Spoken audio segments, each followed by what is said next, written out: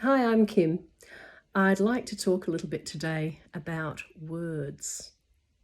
And if you think about one of the possibilities, how the entire universe came into being, it was by the word or the sound, whether in the Eastern tradition it's the Om, and so on. So the words we use will be powerful. They're hinted at in fairy tales, the abracadabra, open sesame from the Arabian Nights stories, or even the power of the princess who knows the name of Rumpelstiltskin. Words have power, and what we need to do is to notice the words we're using when we talk about ourselves or we're talking about other people.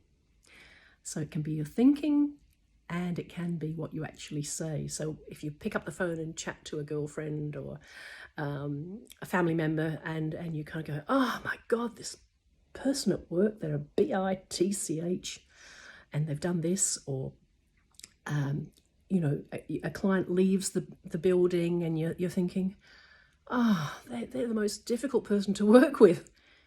It's like, what are we doing? We're putting out there these very low energy words that have power, but they're potentially hurtful.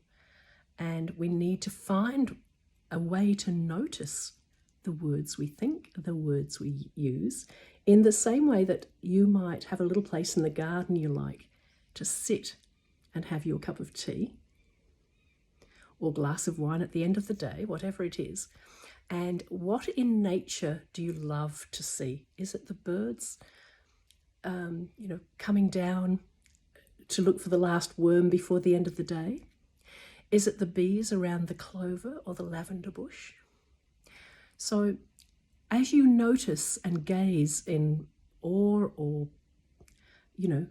interest at something in nature, see if you can use that same awareness and noticing the words you're using, speaking to yourself, about the situation.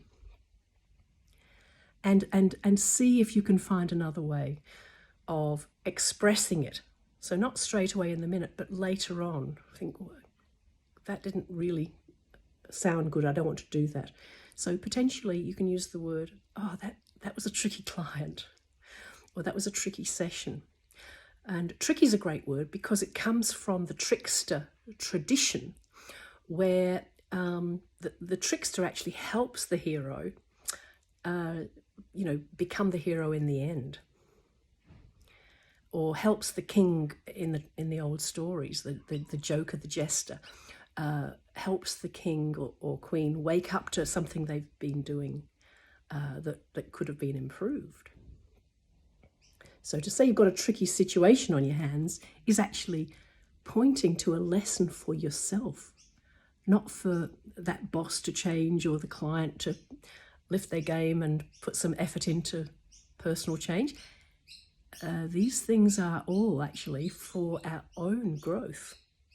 We think we're there for the clients, but actually a large part of the way life works is we are changing and evolving, and spiritually our energy increases when we start to be careful with these powerful words.